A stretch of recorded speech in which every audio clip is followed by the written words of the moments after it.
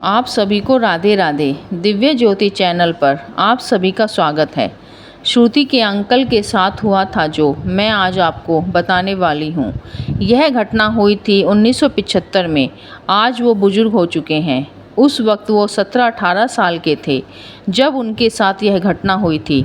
इस घटना से हम सबको बहुत कुछ सीखने को मिलता है। आपने ये तो सुना होगा कि माँ अपने बच्चों के लिए बड़ी से बड़ी मुसीबत से लड़ जाती है, लेकिन ये घटना सुनने के बाद आपको पता लगेगा कि माँ ही नहीं, पिता भी अपने बच्चे की जान बचाने के लिए ऐसी ऐसी मुसीबतें उठाई जहाँ उनके परिवार की जान जाते जाते बची। अगर आपसे कोई ऐसी गलती हो जाए जिस गलती के कारण आपके घर एक कर्ण पिशाचनी आ जाए और वो कर्ण पिशाचनी धीरे धीरे आपके पूरे परिवार को ख़त्म करने के लिए आपके मुंह पर बोल दे, तो आप क्या करेंगे? ख़ास तौर से जब आपकी उम्र 17-18 साल की हो। श्रुति ने बताया कि यह पूरी घटना मेरे परिवार के साथ हुई थी। ये घटना वेस्ट बंगाल में हुई थी। मेथिनीपुर गांव का नाम है जहां पर यह पूरा हादसा हुआ था। चलो चलते हैं उस भयानक घटना की तरफ। श्रुति ने बताया, मेरे दूर के रिलेटिव थे। 1975 में उनका फैमिली बैकग्राउंड डॉक्टर्स का हुआ करता था। जो रिलेटिव थे बहुत अमीर थे। उनका जो घर था वो 2 मंजिला था। उस घर में तीनों रहा करते थे, मम्मी पापा और उनका बेटा। बेटे की उम्र 17-18 साल की थी। स्कूल पास आउट होने ही वाला था। मम्मी पापा दोनों डॉक्टर थे। भूत प्रेत में विश्वास नहीं करते थे, मगर भगवान में विश्वास करते थे। डॉक्टर होने के बावजूद उन्होंने बेटे को पूरी तरह से आज़ादी दे रखी थी। उसके रिलेटिव वो पैसे वाले थे। उनका बेटा बहुत पैसे उड़ाता था। पैसा उनके हाथ का मैल था। फैमिली में सब कुछ अच्छा चल रहा था, लेकिन अचानक जैसे उस फैमिली में मनहूसियत सी आ गई हो, जैसे परिवार को किसी की बुरी नज़र लग गई हो। दोनों सुबह हॉस्पिटल चले जाया करते थे। अपने बेटे पर पूरी नज़र नहीं रख पाते थे। बेटे को जेब खर्च के लिए उस टाइम के हिसाब से बहुत पैसा मिलता था। बेटा स्कूल बंक किया करता था, अपने दोस्तों के खर्चे उठाया करता था, दोस्तों को पैसे भी दिया करता था। स्कूल में उस लड़के का रोब हुआ करता था। सारे लड़के उससे बहुत आकर्षित हुआ करते थे। उससे कोई पंगा भी नहीं लेता था। वो लड़के 4 दोस्त थे। उसका मानना था कि दोस्तों को पैसा देना, उनके ऊपर उड़ाना उसकी धाक बनी रहेगी। अलग ही उसका कमरा भी अलग दे रखा था और उनके बेटे का वह हर तरह से ख्याल रखते थे। उनका कमरा ग्राउंड फ्लोर पर था। नीचे 3 कमरे थे। एक सामान रखने का स्टोर था। मम्मी पापा का कमरा और बेटे का था। बेटा रात को चुपचाप घर से निकल जाता था। दोस्तों के साथ रात को निकल जाया करता। कभी भी कहीं भी कुछ भी लेकर खा लेता था। कोई समय या जगह नहीं देखता था। इस तरह से माता पिता की आंखों में धूल झोंक रहा था, मगर उसे ये पता नहीं था ये मौज मस्ती उसे इतनी महंगी पड़ने वाली है। वह लड़का मम्मी पापा की एक नहीं सुनता था। दोस्तों के साथ रात रात भर घूमना, कुछ भी खाते पीते जंगलों में घूमना, उसे सिर्फ अपनी धाक बनानी थी। उसके लिए उसे चाहे कुछ भी करना पड़े। सुबह तक घर वापस आ जाता था। अपने मम्मी पापा के सोने के बाद वो बाहर चला जाता था। एक दिन रात को जब वो वापस आया, उसके मम्मी पापा ने नोट किया इसकी तबीयत धीरे धीरे ख़राब होने लगी। उसकी तबीयत ख़राब होना कोई मामूली बात नहीं थी। उसका जो बुखार था ज़्यादा से ज़्यादा रहने लगा। डॉक्टर की कोई दवाई नहीं असर कर रही थी। वज़न भी अचानक से कम होता चला जा रहा था। श्रुति ने बताया, इनकी हालत इतनी ख़राब हो गई कि शरीर पर सिर्फ खाल ही दिखाई देती थी। आँखों के नीचे काले घेरे। धीरे धीरे शरीर काला पड़ने लगा। पानी, जैसे इन्हें पानी सूट नहीं कर रहा या दवाई सूट नहीं कर रही। धीरे धीरे मम्मी पापा छुट्टी लेने लगे, अपने बेटे पर नज़र बनाने लगे। उस टाइम के हिसाब से इन्होंने अपने बेटे के ऊपर 1-2 लाख रुपए खर्च कर चुके थे। 1975 में 1-2 लाख रुपए आज के 40-50 लाख रुपए के बराबर थे। उसके मम्मी पापा बड़े से बड़े डॉक्टर के इलाज के लिए बुलाते। आप लोग समझोगे, कहोगे कि उसके मम्मी पापा खुद डॉक्टर और वो डॉक्टरों को क्यों बुलाते हैं, खुद इलाज क्यों नहीं करते? कितने भी बड़े मम्मी पापा डॉक्टर क्यों ना हों, अपने बच्चों का इलाज नहीं कर पाते, क्योंकि उनका इमोशनल होना सामने आ जाता है। हर हफ्ते बेटी की दवाइयाँ बदल जाती थी, फिर भी उसे कोई फ़र्क नहीं पड़ रहा था।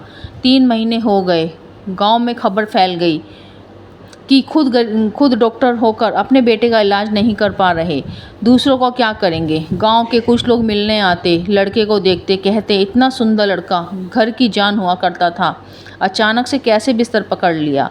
उसकी तबीयत इतनी ख़राब रहने लगी कि वह दिन में दवाई लेता तो ठीक हो जाता, मगर रात को जैसे ही वह अपने बिस्तर पर जाता, अगली रात तक उठ नहीं पाता था। जैसे ही उसके शरीर में खून बनना बिल्कुल ही ख़त्म हो गया था। गांव में उसके पापा के एक बुजुर्ग दोस्त थे, वो उनके घर आए। बच्चे की हालत देखकर हैरान हो जाते हैं।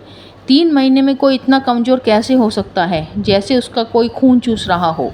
दादाजी बोले, बेटा तू इसे डॉक्टर की नज़र से देख रहा है, मगर एक बार ऊपरी नज़र से भी देख, तुझे लगेगा इसके साथ कोई ना कोई दिक्कत है। दूसरे दिन दादाजी इन्हें पापा जी को एक तांत्रिक के पास ले गए, जो कि इनके घर से 8 किलोमीटर दूर था। तांत्रिक ने कहा, आप तीनों कल मेरे पास आना। दादाजी तीनों को तांत्रिक के पास लेकर जाते हैं। तांत्रिक इसके पापा को देखकर अचानक हंसने लगता है और कहता है, अब आए हो जब तुम्हारे सर पर मौत आ गई है, मौत मंडरा रही है। पापा कहते हैं, आप ऐसा क्यों बोल रहे हैं? ऐसा क्या हुआ मेरे बेटे के साथ जो आप कह रहे हो कि मौत सर पर खड़ी है? कुछ तो बताओ। बाबा बोले, सुन, तेरा बेटा सिर्फ 10-15 दिन का मेहमान है, इसके साथ जितना वक्त बिता सकता है बिता ले। बहुत देर कर दी है तुमने। उसके पापा बड़ी हैरानी से बाबा को देखते हैं। ऐसा क्या हुआ? आप ऐसा क्यों बोल रहे हो? मैं आपके आगे हाथ जोड़ता हूँ, कुछ बताइए। हमारा इकलौता बच्चा है, इसे बचा लो। मैं अभी तक 2 लाख रुपए लगा चुका हूँ, बच्चे को कोई नहीं बचा पा रहा। और वो बाबा हंसते हंसते बोलते हैं, तुझे मालूम भी है कि तेरे घर में 3 बजे से 3:15 तक तुम्हारे घर में कर्ण पिशाचनी आती है? हैरान हो जाते हैं, कर्ण पिशाचनी? इन्होंने कर्ण पिशाचनी के बारे में सुना या मगर उसके बारे में इतना मालूम नहीं था। तब बाबा बोलते हैं, तुम्हारे लड़के के ऊपर एक कर्ण पिशाचनी का साया है। वो कर्ण पिशाचनी 3 बजे से 3:15 तक आती है और तुम्हारे बेटे का सारा रक्त पी जाती है। उसके मम्मी पापा कहते हैं, बाबा हमने तो इसे कितनी बार अपने पास भी सुलाया है, हमने तो कभी कोई चीज़ नहीं देखी। तो लड़के के मम्मी पापा सुनते हैं, कहीं ये बाबा झूठ तो नहीं बोल रहे? बाबा कहते हैं, मेरे ऊपर शक मत करो। उनके मुंह पर बोल देते हैं, तुम्हें सब कुछ बता सकता हूँ। बाबा कहते हैं, ठीक है। बाबा उन्हें धागे का एक बंडल देते हैं, तू ये ले जा और एक काम कर, मछली का अटकाने वाला कांटा जो होता है ना, उस कांटे को अपने पास रखना। रात को जो भी आत्मा, चुड़ैल या कर्ण पिशाचनी जो भी 3 से 3:15 में कोई भी आए, उसके कपड़ों में उलझा देना और जो धागा है उसे अपने पलंग से बांध देना। फिर वह धागा बंधे जो भी है वहाँ तक ले जाएगी। बाबा कहते हैं, जो भी कर्ण पिशाचनी है तुम्हारे घर के आसपास ही रहती है, लेकिन पेड़ कौन सा है जिस पर वो बैठती है, धागा हमें बता देगा।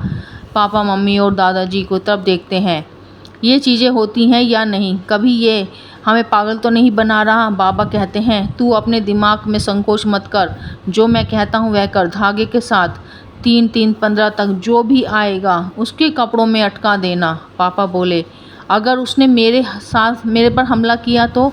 बाबा बोले, उसे तेरे से कोई मतलब है नहीं, वो सिर्फ तेरे लड़के का रक्त पीने आती है, उससे उस टाइम पर कुछ ध्यान नहीं होगा। मेरा बेटा ही क्यों बाबा? बाबा बोलते हैं, तेरे सारे प्रश्नों का उत्तर मैं बाद में दूंगा, पहले तेरे बच्चे की जान बचाना ज़रूरी है। आज रात को वो कर्ण पिशाचनी 3 से 3:15 के बीच में आएगी, तुझे ये काम करना होगा।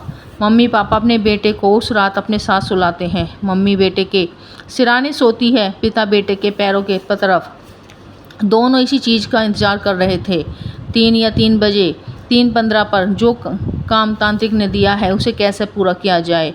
धीरे धीरे रात ढलनी शुरू होती है। कितनी बार अजीब आवाज़ें, सन्नाटे की आवाज़ आती है। मम्मी सो गई, पापा की भी बार बार आँख लग रही थी। 3 बजे तो उसके पापा हल्की हल्की आंखें खोलकर देख रहे थे, कोई आया या नहीं। पापा टाइम देखते हैं, 3:05, 3:10, 3:13 होते हैं। पापा सोचते हैं, तांत्रिक ने हमें पागल बना दिया, तांत्रिक पाखंडी है। यही सोच रहे थे कि 3:15 पर एक औरत उनकी कमरे की खिड़की टाप कर अंदर आती है, इनके बेटे के पैरों के पास बैठती है, लंबी सी जीभ निकालती है, जीभ से उसके पैर को चाटना शुरू कर देती है। पापा वहाँ बैठे थे। पापा की रूह काँप गई। यह देखकर अचानक से यह लगा कि मैंने ये क्या देख लिया। और वह जब जीभ से उसके बेटे का पैर चाट रही थी, बेटे के मुंह से एक ही आवाज़ निकल रही थी, पापा मुझे बचा लो। दर्द से कराह रहा था। पापा को कुछ समझ नहीं आ रहा था क्या करे, क्योंकि वो इन चीज़ों पर विश्वास नहीं करते थे। अब वह सोच रहे थे कि मैं कांटा इसके कपड़ों पर कैसे डालूं, और कर्ण पिशाचिनी का ध्यान सिर्फ उस लड़के के पैरों पर था और वो सिर्फ उसके पैर चाटे जा रही थी। जितना वह चाटती उतना ही वह कराह रहा था। उसके पापा ने हिम्मत करी, कांटा उसके कपड़ों में अटका दिया और आंख बंद करके लेट गए। तभी वह कर्ण पिशाचिनी 3:20 पर खड़ी होती है और उसी खिड़की से बाहर चली जाती है। बाहर जाने के बाद वह डोरी खींचती चली जाती है। एक टाइम पर आकर उस डोरी का छोटा सा बंडल रह जाता है। अगले दिन वो तांत्रिक बाबन के घर आते हैं। लड़के की हालत देखते हैं। बाबा हैरान हो जाते हैं। कहते हैं खून इस कदर पी रही है, अगर लड़का 2-3 दिन के अंदर नहीं बचाया गया तो यह मर जाएगा। इसके पापा बाबा के पैरों में पड़ जाते हैं। मम्मी पापा अपने घर के मंदिर में जाते हैं। हमारा इकलौता बच्चा है, उसे बचा लो, हमसे हमारा बच्चा मत छीनो भगवान, बच्चे को बचा लो। बाबा तांत्रिक कहते हैं कि आज रात हमें इसे बचाना होगा। अगर आपके बेटे को हमने आज नहीं बचाया तो ये रात इसकी आखिरी रात होगी। मम्मी पापा कहते हैं बाबा आप तो कह रहे थे कि ये कि 10-15 दिन का मेहमान है। बाबा कहते हैं कर्ण पिशाचिनी को यह बात पता नहीं थी, लेकिन अब इसको पता लग गई। यह बात हम सबको पता है। कर्ण पिशाचिनी ने उस डोरी को देखा होगा। पवित्र डोरी है, हाथ नहीं लगा सकती, लेकिन जिस पेड़ पर गई होगी डोरी उस पेड़ पर बंध गई होगी। आज रात को शमशान में कुछ ऐसी क्रिया करनी है। उस क्रिया के दौरान बहुत सारी ऐसी चीज़ें करनी होंगी जिससे आपको काफ़ी चीज़ों का बलिदान देना होगा। बाबा ने काफ़ी सारी चीज़ें बताई। मुर्गी और अन्य चीज़ों के साथ मम्मी पापा अपने बेटे को लेकर 12 बजे 12:30 बजे शमशान पहुंच जाते हैं। एक बड़ा बर्तन लाना होगा, उस बर्तन में मुर्गे को पकाना होगा और आपके बेटे को खिलाना होगा। इस क्रिया के चलते चलते लोगों को ऐसी ऐसी चीज़ें करनी पड़ी जो इन्होंने सोचा भी नहीं था। बाबा ने कहा तुम्हारा घर यहाँ से 1.5 किलोमीटर दूर है। तुम्हारे घर के पलंग से जो डोर बंधी हुई है उसे फॉलो करते हुए तुम उस पेड़ पर जाओ। जिस डाली पे वो डोरी बंधी होगी उस डाली को काट के बिना पीछे देखे अपने हाथ से उस डोरी को खोल के यहाँ शमशान तक लेकर आना। जो पापा थे वो बुरी तरह से सहम गए कि अकेले इस काम को मैं कैसे करूँ। पापा ने बाबा से कहा कि बाबा आप ही चले जाओ, मैं आपको अपना सब कुछ दे दूँगा। बाबा बोले अगर मैं यहाँ से उठा तो तेरा बेटा मर जाएगा। पापा ने देखा कि उनका बेटा अकड़ा हुआ लेटा हुआ है। उसके पापा उठते हैं, अपने घर जाते हैं, भगवान का नाम लेते हैं, पलंग से डोरी खोलते हैं और उस पीपल के पेड़ तक जाते हैं। डोरी एक डाली से बंधी थी। जैसे ही डोरी खींची डाली टूटी तो रक्त की धारा बह निकली है। ऐसा लगा जैसे रक्त कर्ण पिशाचिनी ने अभी तक जो पिया था वो इसी डाली से बह निकला। इतना रक्त की नाली कहाँ रुकेगी। पापा ने हिम्मत बटोरी, भगवान का नाम लिया, डोरी को अपने साथ शमशान लेकर चलने लगे। बाबा ने कहा था पीछे मुड़कर नहीं देखना। पीछे से उनकी पत्नी की, बेटे की, रिश्तेदारों की आवाज़ें आ रही थी, मगर पापा भगवान का नाम जपते ही चले जा रहे थे। डोरी को पकड़े पकड़े अपने घर की खिड़की से अंदर आए, पलंग से डोरी खोली, समेटी और शमशान तक पहुंच गए। डोरी बाबा के हाथ में दे दी। काला मुर्गा था, उसे पकाया, बेटे को खिलाया। खाते ही बेटा धीरे धीरे उठकर बैठ गया। बाबा ने पापा की बहुत तारीफ़ की कि ये काम हर कोई नहीं कर सकता। फिर बाबा ने पापा से पूछा कि ये हमारे बेटे के पीछे कैसे लग गई। तो बाबा बोले बेटा तुम बताओगे या मैं बताऊं। बेटा बोला बाबा आप ही बताइए। मेरे सारे दोस्त, एक दोस्त की गर्लफ्रेंड थी जिसने हमने उसकी शादी कराई थी। उस रात हम सब उसकी शादी करवा कर अपने अपने घर जा रहे थे, तो मैं भी जंगल के रास्ते से आ रहा था। जब मैं घर के पास वाले पीपल के पेड़ तक पहुंचा तो मैंने दूर से देखा, क्या देखता हूं कि एक लड़की बाल खुले हुए हैं, पैर लटकाए हुए बैठी है, आंखें लाल हैं। मैं उसे देखकर अनदेखा किया, मगर उसे पता चल गया कि मैंने उसे देख लिया है। तो वो मेरे पीछे से पापा की आवाज़ में बोली बेटा इतनी रात तुम बाहर क्या कर रहे हो। तो मैंने सोचा पापा को सब बता दूंगा, मगर जैसे ही पलटा कोई नहीं। तभी से वो मेरे साथ लग ली।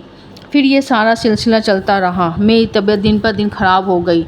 तो मेरे कर्म अच्छे थे कि मुझे इतने अच्छे मम्मी पापा मिले और बाबा मिले, जो मैं बच गया। अगर आपको ये कहानी अच्छी लगे तो ज़रूर बताना, लाइक सब्सक्राइब करना। अच्छी लगे तो फिर मिलेंगे, तब तक के लिए आप सभी को मेरी राम राम।